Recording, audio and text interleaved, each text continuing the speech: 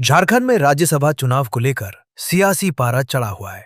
इस बीच नामांकन पत्रों की स्क्रूटनी के दौरान एक दिलचस्प मोड़ आ गया है। एक ओर सत्तारूढ़ झारखंड मुक्ति मोर्चा और कांग्रेस के प्रत्याशियों ने तकनीकी परीक्षा आसानी से पास कर ली है। वहीं निर्दलीय उम्मीदवार परिमल नाथवानी का नामांकन नाम विवाद के कारण अधर में लटक गया है।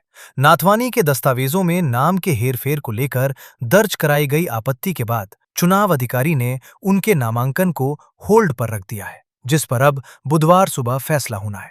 दस्तावेजों की जांच के दौरान निर्दलीय प्रत्याशी परिमल नाथवानी के कागजातों में एक तकनीकी त्रुटि सामने आई। शिकायत के मुताबिक कुछ दस्तावेजों में उनका नाम परिमल नाथवानी दर्ज है, तो कुछ जगहों पर इसे नाथवानी परिमल लिखा गया है।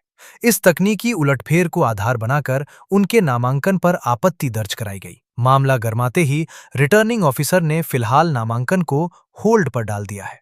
विवाद की भनक लगते ही परिमल नाथवानी तुरंत विधानसभा सचिवालय पहुंचे। उन्होंने विधानसभा के प्रभारी सचिव सह रिटर्निंग ऑफिसर रंजीत कुमार के समक्ष उपस्थित होकर अपनी स्थिति स्पष्ट की। इस दौरान रिटर्निंग ऑफिसर के कक्ष में कानूनी पहलुओं को लेकर लंबी मैराथन बैठक और विचार विमर्श का दौर चला। दिलचस्प बात ये रही कि निर्दलीय उम्मीदवार होने के बावजूद भाजपा के कई वरिष्ठ नेता भी इस दौरान सचिवालय पहुंचे और पूरी प्रक्रिया पर पैनी नजर बनाए रखी, जिससे इस चुनाव के सियासी समीकरणों को लेकर भी चर्चाएं तेज हो गई हैं। उधर जेएमएम उम्मीदवार बैजनाथ राम के नामांकन पत्रों की जांच पूरी हो चुकी है और उसे वैध पाया गया है। इसके साथ ही कांग्रेस उम्मीदवार प्रणव झा का पर्चा भी पूरी तरह सही मिला, जिससे उनकी उम्मीदवारी को हरी झंडी मिल गई है।